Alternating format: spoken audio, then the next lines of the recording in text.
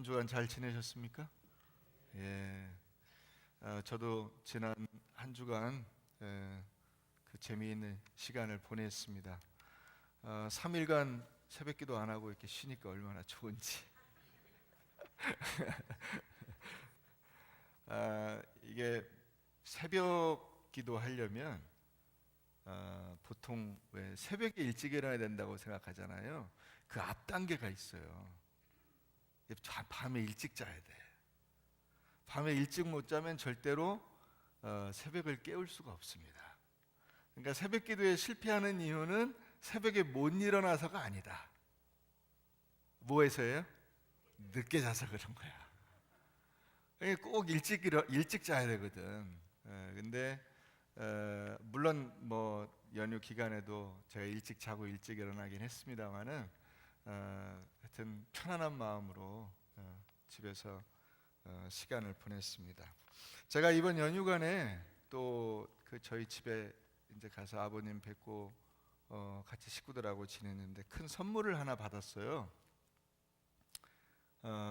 이제 이렇게 세배하고 덕담하고 하잖아요. 그랬더니 저희 아버님이 이제 식구들 다 봉투를 하나씩 다 주셨어요. 근데 거기에 세뱃돈 똑같이 균일하게 애나 어른이나 5만 원씩 주시고 그 각자에게 주는 그 저희 아버지의 편지를 손으로 쓰셔가지고 주셨습니다. 그래서 이제 저도 받자마자 한번 봤어요.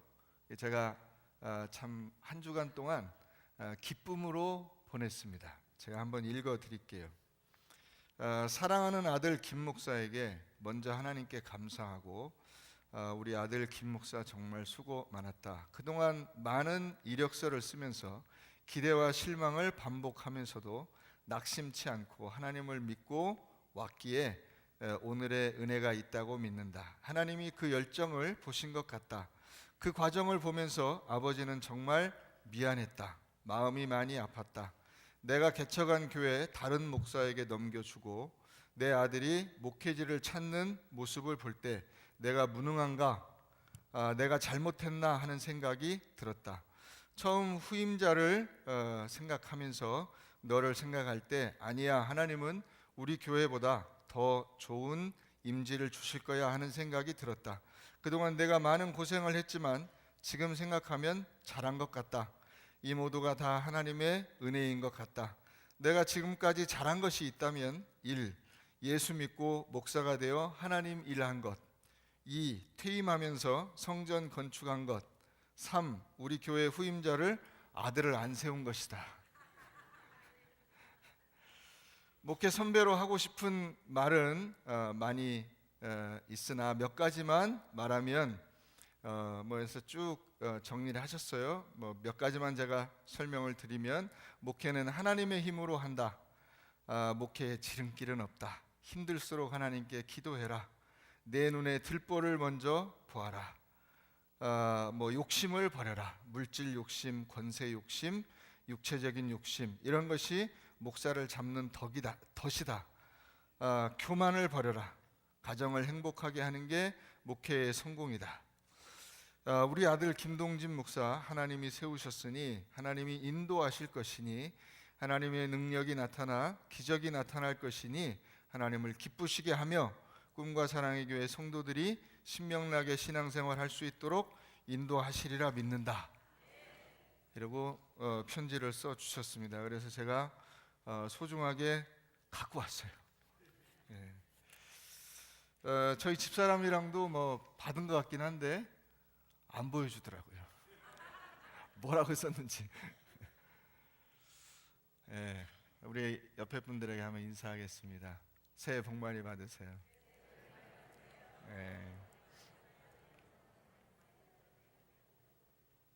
새해 복 많이 받으시고 건강하시고 또 여러분들의 가정도 은혜롭고 행복한 가정이 되시기를 진심으로 바랍니다. 제가 그리고 나서 이제 목요일 날 그 국민일보를 보니까 목요일 날 국민일보에 어떤 교회가 소개됐어요. 이 교회는 충남 홍성에 있는 면 소재지에 있는 조그만 교회예요. 세례교인이 한 180명 정도 되는 그런 교회인데 이 교회가 소개가 되었습니다.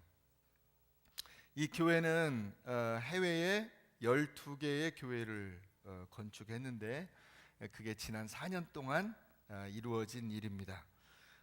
그 4년 2010년도에 아마 새로 목사님이 오셨나 봐요. 그래가지고 교회가 이제 빚도 많고 너무 침체돼 있어서 그 어떻게 할까 하는 중에 목사님이 기도하시고 성도들을 이렇게 일으켜 세워서 교회 이제 빚도 갚게 되고 이렇게 어느 정도 궤도에 올라섰나 했더니 구제역이 왔어요. 그래서 그 지역에 있는 많은 성도들이 이제 축산을 하는데 축산 농가들이 큰 타격을 입은 거죠. 돼지 농가들이 심지어는 교회 집사님 중에 10,000마리를 살처분한 그런 그 일이 있을 정도로 굉장히 아마 타격을 많이 받았나 봐요. 그래서 이제 목사님이 그 교인들하고 기도를 선포하고 우리가 같이 하나님 앞에 기도하자. 근데 이제는 돼지가 안 죽도록 하나님이 길을 열어달라고 기도하자. 그래서 기도를 했어요. 근데 그 기도하고 나서 이제 얼마 지나지 않아서 그 농림수산부에서 그 지침이 변경이 됐대요. 전에는 무조건 살처분했다가 그 다음에 그 백신 접종으로 구제역이 나면 그 지역의 모든 돼지를 백신 접종하는 것으로 방침이 바뀌어서 그 앞에 구제역 때문에 많은 돼지가 죽고 나서 수요가 부족했는데 백신 접종으로 바뀌니까 이 지역의 그 교회 교인들 그 돼지 값이 많이 오른 거죠. 그래서 교회 이제 재정적인 형편이 훨씬 더 좋아졌어요. 그래서 그걸로 우리가 뭘 할 거냐? 해외 선교를 하자. 우리가 늘 받는 교회만 돼서 되겠느냐? 우리도 주는 교회가 되자. 그래서 해외 선교를 시작을 했습니다.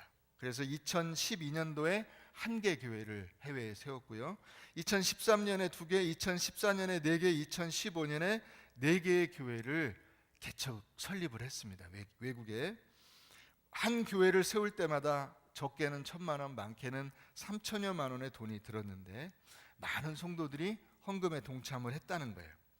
한 70대 성도는 본인이 미리 준비해둔 장례 비용 2천만 원을 헌금했고, 한 권사님은 갑상선 암이 진단이 돼서 보험회사에서 진단비가 나왔는데 다 헌금을 하고 그 수술을 앞두고 직접 미얀마에 가서 그 미얀마에서 성전 봉헌 예배를 드렸다는 것입니다. 올해도 이미 1월 달에 교회를 한 군데 외국에 세웠고요. 올해 7개를 총 세울 계획인데, 이 교회는 처음에 한 교회 세우는 것도 과연 될까 했었는데 이제는 가정마다 한 교회씩 세우자. 그래서 100개의 교회를 해외에 설립하는 것을 목표로 삼고 있다는 것입니다. 그리고 이제 그 교회 장로님 얘기도 그냥 같이 소개하는 김에 더해서 나왔어요. 거기 김정호 장로님이라는 분이 소개가 됐는데, 이분은 가족 4명의 이름으로 각각 따로따로 헌금을 해서 교회를 4개를 혼자서 그 가정에서 독립적으로 세웠습니다. 지금은 돼지 2,500마리 정도를 키우고 있는데 그 목사님이 처음 오실 때만 해도 굉장히 형편이 어려워서 대리운전을 해서 먹고 살 정도로 힘들었다는 거예요. 그런데 선교에 헌신하면서부터 형편이 좋아지기 시작해서 이제 교회를 4군데를 개척을 해서 세웠고, 또 자녀들에게도 니들 교육시키고 남은 재산은 모두 선교하는 데 쓸 터이니 유산은 기대도 하지 마라. 못 박아놨다는 것입니다. 그러면서 그분이 한 이야기를 그대로 적어놨어요. 헌신도 힘있고 능력 있을 때 하는 거지 나이 먹고 힘없으면 못해유. 빚은 항상 있지만 걱정은 안 해유. 이러고 기사에 그대로 써놨어요. 우리가 오늘 이 사도행전 13장 말씀을 봤습니다. 사도행전 13장에 나오는 교회는 안디옥 교회인데요. 이 11장 19절부터 30절에 안디옥 교회가 소개가 되어 있습니다. 어떻게 교회가 설립이 됐는지 나옵니다. 안디옥 교회는 이 선교의 모체와 같은 굉장히 중요한 교회입니다. 사도행전에서 가장 중요한 교회를 꼽는다면 아마 예루살렘 교회와 안디옥 교회를 꼽을 수 있지 않을까 싶을 정도로 그 중요성이 굉장히 중요한 교회인데요. 이 초대교회가 스데반 집사 순교 이후로 핍박이 심해져서 사람들이 흩어져서 복음을 전하기 시작했는데, 그 복음을 전하고 이렇게 사람들이 흩어지는 그 가운데서 특이한 부흥의 경험을 한, 선교의 경험을 한 교회가 바로 안디옥 교회예요. 대부분의 교회들은 유대인들에게 먼저 복음을 전했어요. 그런데 안디옥 교회는 이방인들에게 복음을 전했습니다.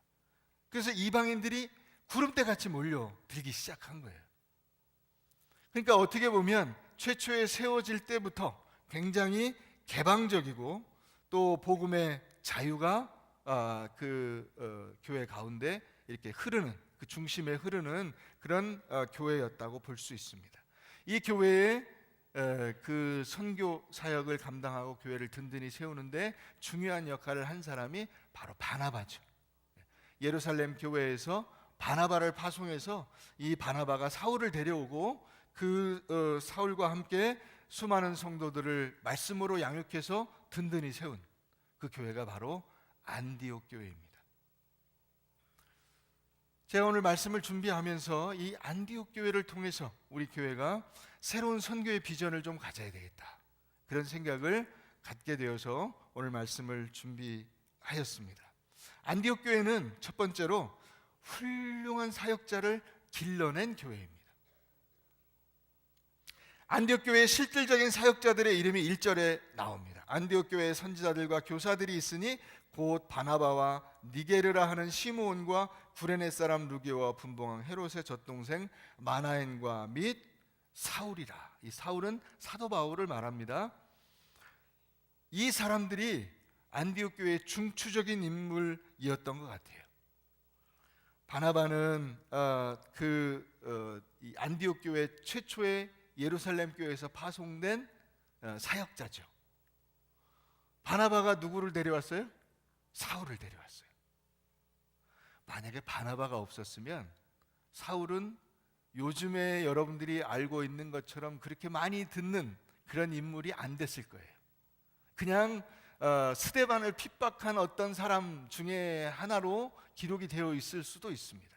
그런데 바나바가 사울을 데려다가 이 안디옥 교회에서 같이 사역을 하면서부터 사울의 그 이방 선교를 위한 놀라운 사역의 결실들이 맺어지게 된 거예요. 안디옥 교회는 바나바와 그 사울 같은 훌륭한 지도자를 모시고 훈련을 잘 받았습니다. 바나바는 예루살렘 교회가 파송한 지도자인데 이 구브로 출신으로, 구브로는 요즘의 사이프러스, 그 시리아 앞쪽에 있는 큰 섬이죠.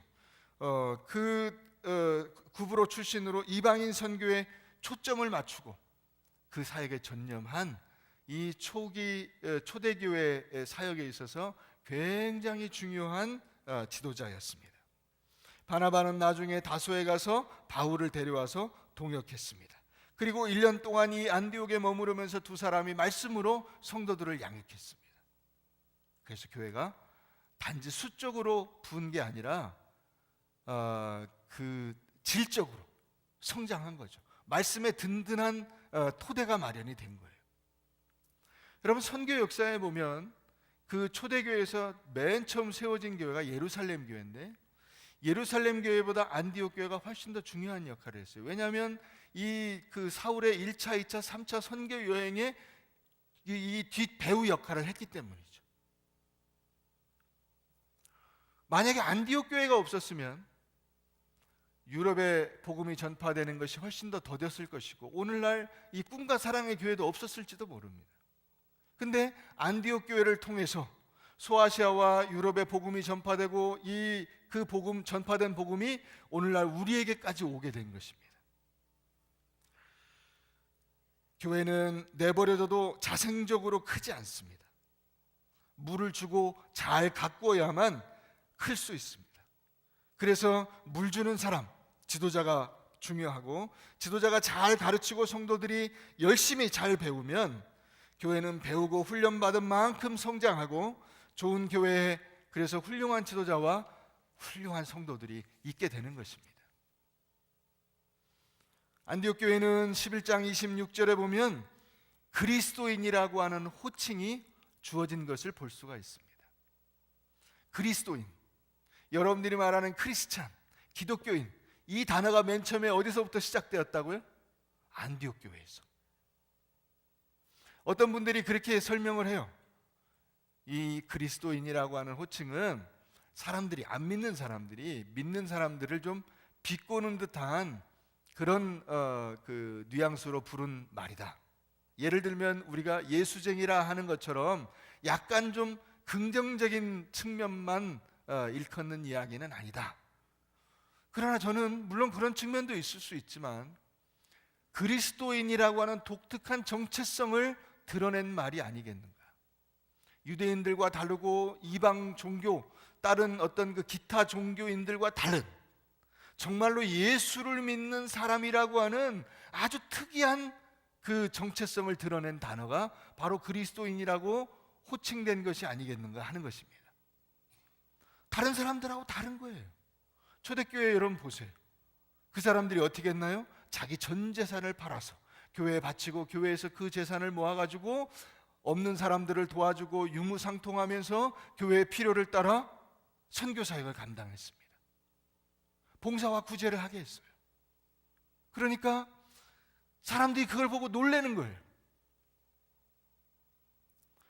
여러분, 요즘에 어디 이렇게 교회가 세워지면 주변에 있는 사람들이 반대합니다. 교회 들어오지 말라고, 교회 시끄럽다고, 주차가 뭐 불편하다고. 우리 교회도 뭐 여기 이렇게 차 막 세우면은 뭐 무슨 딱지 떼고 뭐 이런다는데, 여러분 이 당시 교인들은 어땠을까요? 그런 문제가 없었을까요?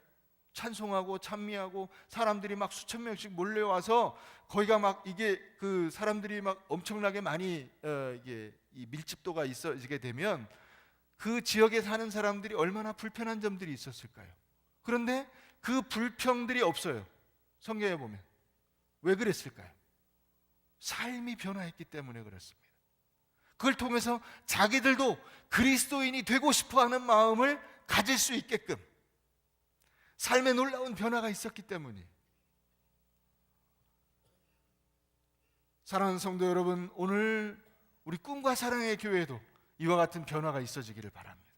하나님의 말씀을 통해서 우리가 새로워지고, 그래서 많은 사람들이 나도 꿈과 사랑의 교회 교인이 되어야 되겠다, 꿈과 사랑의 교회 교인들처럼 살고 싶다는 그런 희망을 가질 수 있도록 우리의 삶 속에 이 안디옥 교회와 같은 놀라운 변화가 있게 되기를 주의 이름으로 축원합니다.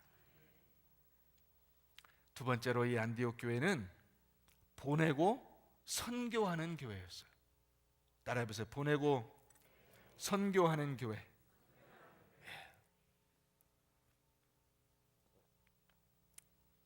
제가 미국에 그 석사과정을 공부하러 갔을 때 그 미시시피 잭슨이라는 그 지역에 살았는데요. 엄밀하게 말하면 행정도시로는 클린턴시예요.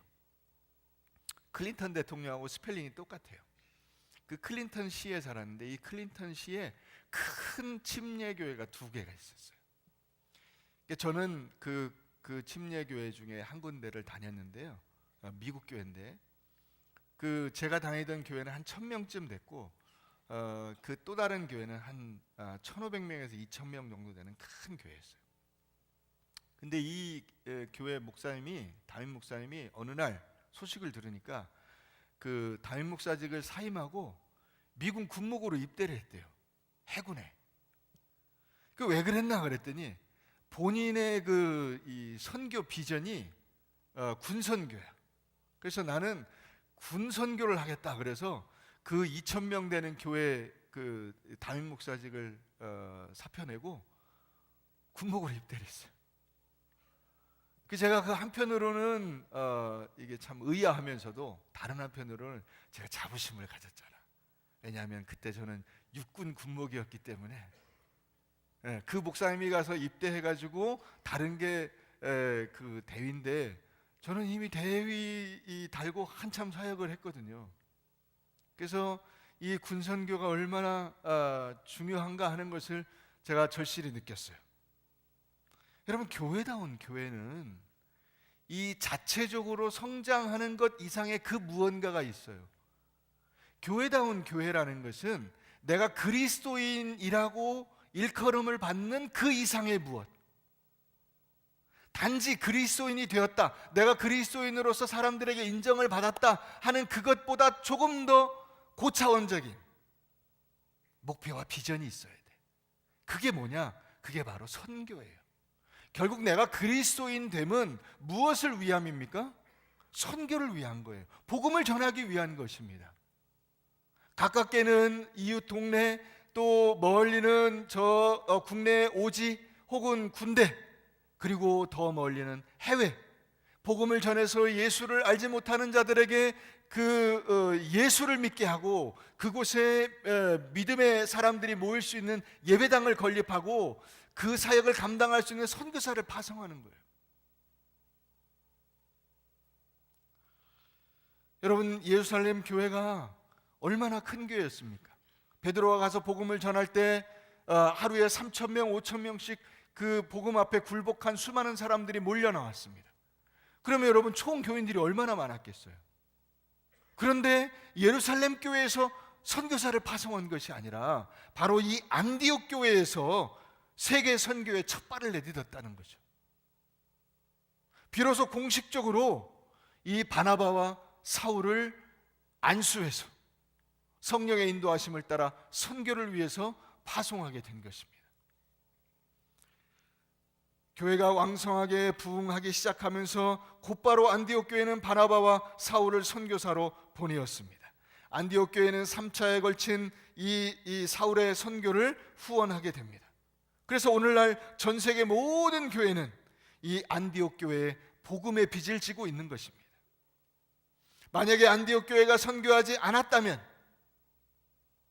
극단적으로 말하면 오늘날 우리 교회는 있지 않았을 것이라는 것이죠. 안디옥 교회는 그래서 모든 교회의 모태가 된 것입니다.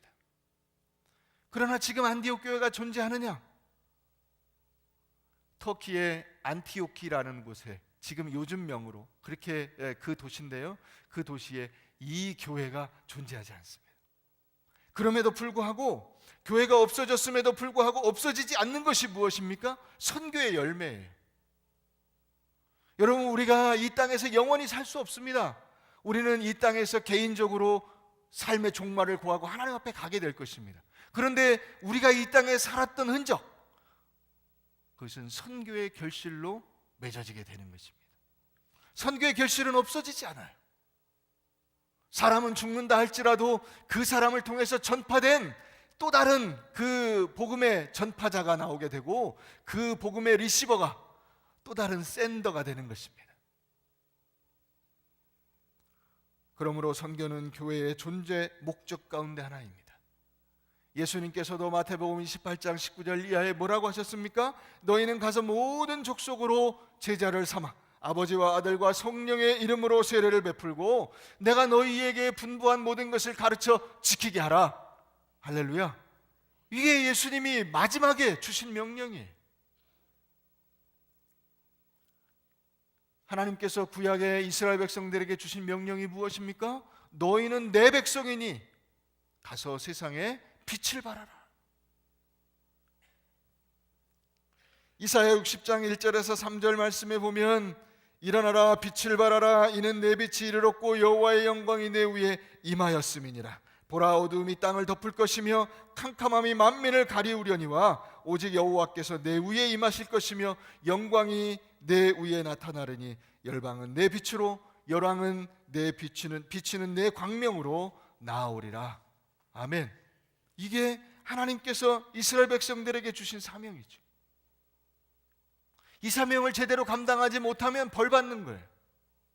하나님께서 이방 민족들을 들어서 이스라엘을 치시고 그들의 징벌을 가하셨어요. 왜?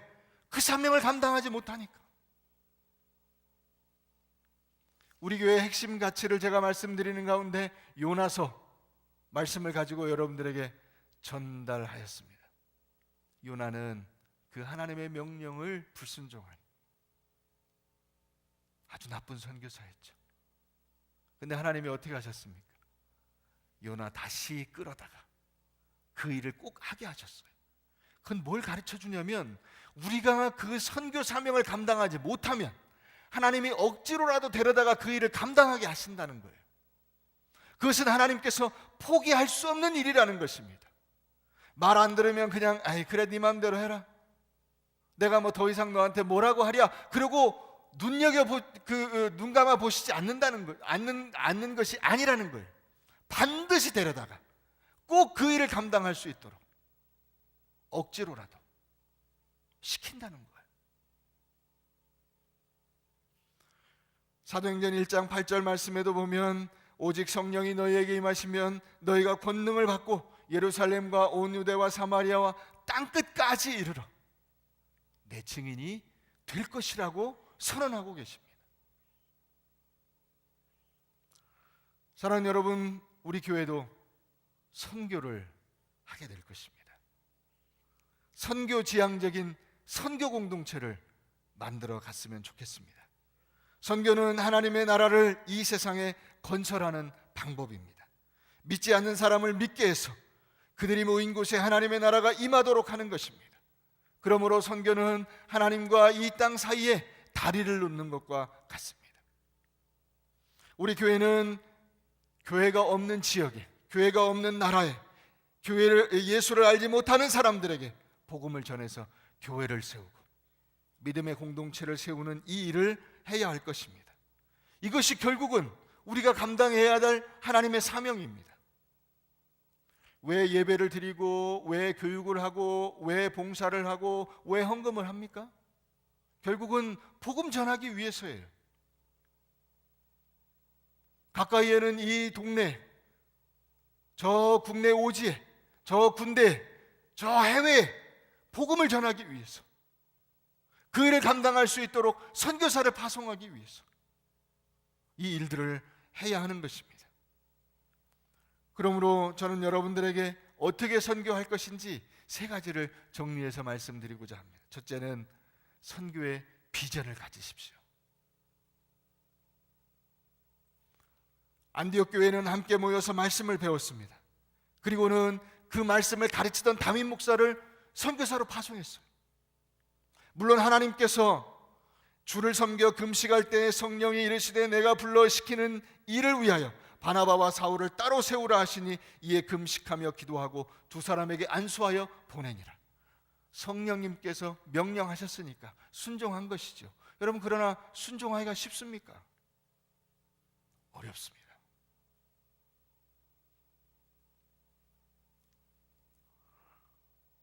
아마 많은 교회에서 반발이 일어날 거예요. 교회가 지금 이렇게 부흥되고 있는데 왜 거기 바나바와 사울이 딴 데로 갑니까?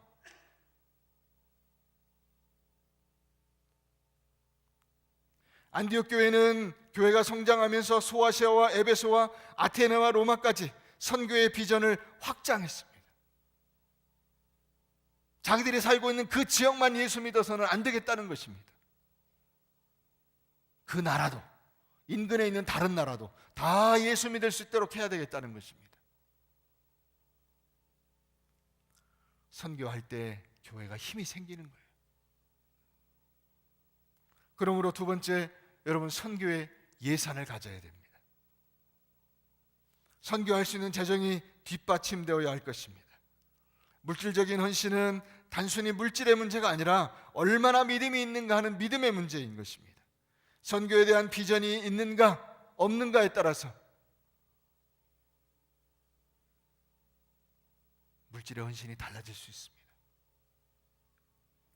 고린도후서 8장 2절 말씀에도 보면 형제들아, 하나님께서 마게도냐 교회들에게 주신 은혜를 우리가 너희에게 알게 하노니 환난의 많은 시련 가운데서 저희 넘치는 기쁨과 극한 가난이 저희로 풍성한 연보를 넘치도록 하게 하였느니라. 극한 가난. 다시 말하면 찢어지게 가난했는데 헌금은 어떻게 했습니까? 풍성하게, 넘치도록. 왜 그렇게 했을까요? 그 가난했던 성도들은 왜 본인들이 쓸 것도 없는데 그렇게 헌금을 했을까요? 뭐 하라고? 선교하기 위해서입니다. 그러므로 복음 전파와 선교를 위해서 여러분들의 물질로 헌신할 수 있게 되기를 바랍니다. 오늘 예배를 마치게 되면서 여러분들이 그 찬양하고 그 기도하실 겁니다. 찬양할 때 여러분들 나눠드린 그 주보에 그 끼워드린 이 선교 헌금 작정서, 이걸 작성하셔서 내주십시오. 이 예산은 독립적으로 운영할 작정입니다. 경상비로 쓰여지지 않습니다. 선교사들을 관리하고 선교지에 후원하는 그 데 필요한 경상비에 이 돈이 들어가지 않아요. 온전히 국내 선교와 군 선교와 해외 선교를 위해서 모든 예산을 집행을 하게 될 것입니다. 적으면 적은 대로, 많으면 많은 대로 얼마든지 좋습니다. 1,000원도 좋고 5,000원도 좋고 10,000원도 좋습니다. 여러분들이 하실 수 있는 것, 할 수 있는 만큼 드리십시오. 하나님께서 그 헌금을 통해서 역사하실 것입니다. 세 번째, 자기 선교지를 가지시길 바랍니다. 여러분들의 선교지를 정하세요. 군대를 위해서 기도하셔도 좋습니다. 국내 오지에 있는 그 힘든 미자립 기회를 위해서 기도하셔도 좋습니다. 중국을 위해서, 베트남을 위해서, 미얀마를 위해서, 라오스를 위해서, 캄보디아를 위해서 어디든 좋습니다. 아프리카든 중남미든 어디든 좋습니다. 자기의 선교지를 정하십시오. 그 일을 위해서 헌신하십시오. 어디에든 복음이 전해져야 할 것입니다. 땅끝까지 복음이 가야 합니다. 북한을 위해서도 좋습니다. 어떤 곳이든 상관없어요. 하나님께서 복음을 전해주시고자 하는 그곳에 여러분들의 정성과 기도의 제목 세워질 수 있기를 바랍니다. 주는 자가 복이 있습니다. 해외든 국내든 크게 하든 적게 하든 이제 우리 앞에 선교의 시대가 열려지고 우리는 한 번밖에 살 수 없는 우리의 삶 속에서 선교의 열매를 하나님 앞에 드릴 수 있도록 헌신하실 수 있게 되기를 바랍니다. 여러분들이 이 땅에 존재하지 않게 되어도 여러분들을 통해서 전해진 그 말씀은, 여러분들이 전달하셔서 예수를 믿게 된 그 사람은 그대로 남게 되는 것입니다. 선교 신학자였던 데이빗 보시는 이런 얘기를 했습니다. 교회 안에 선교가 존재하는 것이 아니라 선교 안에 교회가 존재하는 것이다. 다시 말하면 교회가 선교보다 큰 개념이 아니에요. 선교가 큰 개념이에요. 선교를 위해서 교회가 있는 거예요.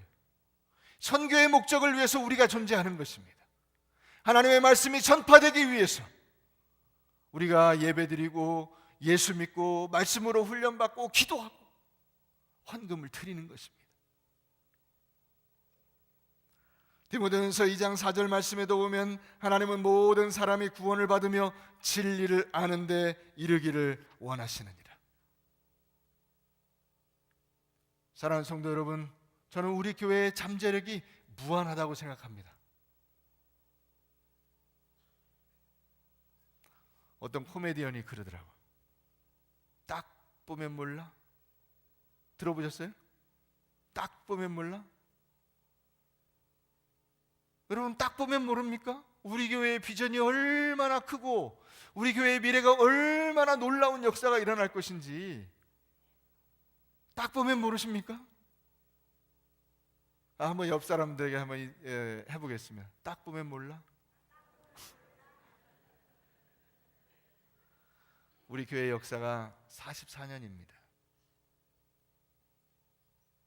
그러나 새로 이름을 바꾸고 새롭게 우리가 마음을 가다듬고 정말 이제부터 제대로 예수를 믿고 제대로 교회답게 교회를 세워가자고 결심한 것은 1년 조금 넘습니다. 꿈과 사랑의 교회로 이름이 바뀐 지 1년 6개월밖에 안 됐어요. 신생교회예요. 새로 세워진 교회입니다. 여러분, 우리 교회가 교회답게 세워져야 되지 않겠습니까? 교회다운 것이 무엇일까요? 그것은 선교하는 교회, 복음을 전하는 교회, 하나님의 말씀을 증거하는 교회, 예수 믿으라고 외치는 교회. 우리 교회가 그런 교회가 될 줄로 믿으시기를 바랍니다. 이제 막 싹이 나고 잎이 자라는 교회입니다. 성경에 나오는 가장 모범적인 교회, 그런 교회를 우리가 만들어갈 수 있게 되었으면 좋겠습니다.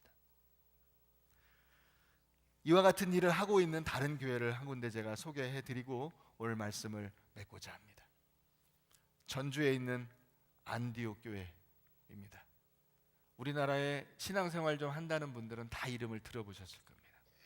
이 전주 안디옥 교회는 현재 2015년 기준으로 92개국 424명의 선교사를 파송하고 74명의 협력 선교사들을 후원하고 있습니다. 이 전주 안디옥 교회는 선교회 교회 예산의 60% 이상을 사용하고 있습니다. 근데 예배당 건물은 깡통 건물입니다. 옛날 콘센트 막사. 교회 안에 에어컨이 변변한 게 없어요. 강단 앞에만 하나 있고요. 나머지는 다 선풍기로 돌립니다.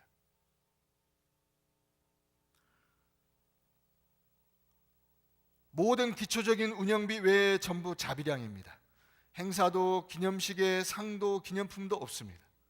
게다가 각 기관의 운영비, 예를 들면 성가대원들은 악보 복사부터 모든 비용을 전부 각자 회비를 걷어서 운영하고 있습니다.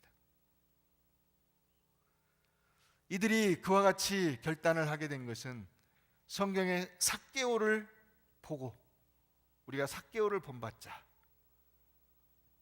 목표를 정했대요. 삭개오가 예수님 만나고 나서 내 재산의 절반을 가난한 자들에게 나눠주겠습니다.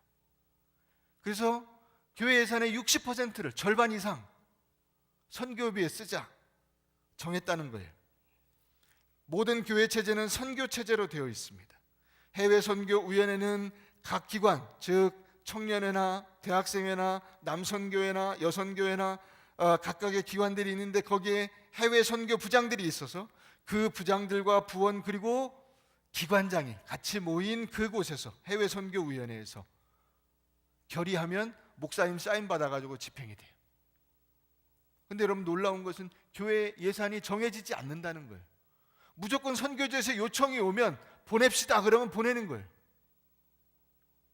그래가지고 지금까지 그 사역을 확대해 온 것이 424명의 선교사를 직접 파송하고 74명의 선교사를 협력 후원하고 있는 것입니다. 여러분, 이 424명이라는 선교사가요 정말로 어마어마한 일입니다. 왠지 알려드릴게요. 선교사 한 명을 파송하려면 한 달 그 GMS 우리 총회 선교회 기준으로 한 달 생활비가 선교사 생활비가 2,400불로 정해져 있어요. 2,400불의 60% 이상을 후원해야 돼. 그러면 그게 얼마냐면 1,440불이야 한 달에. 대충 잡아서 150만 원씩 보내는 거예요. 150만 원씩 몇 명 보낸다고요? 424명. 어마어마한 액수를 보내는 거예요. 그러니까 이 교회에서는 다른 뭐 상 주고 기념품 주고 이런 거 할 겨를이 없어요.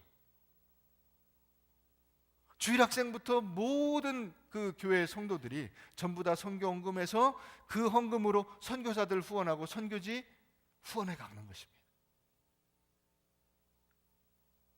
그래서 예배당은 아직도 콘센트 건물, 선풍기를 돌려가면서 예배를 드리고 있습니다.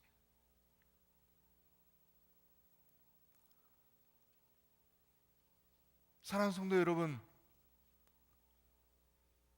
우리가 결국 이 예배당에 모여서 같이 밥 먹고 즐겁게 예배를 드리는 것으로 끝나버린다면 우리는 하나님 앞에 가서 크게 책망을 받게 될 것입니다.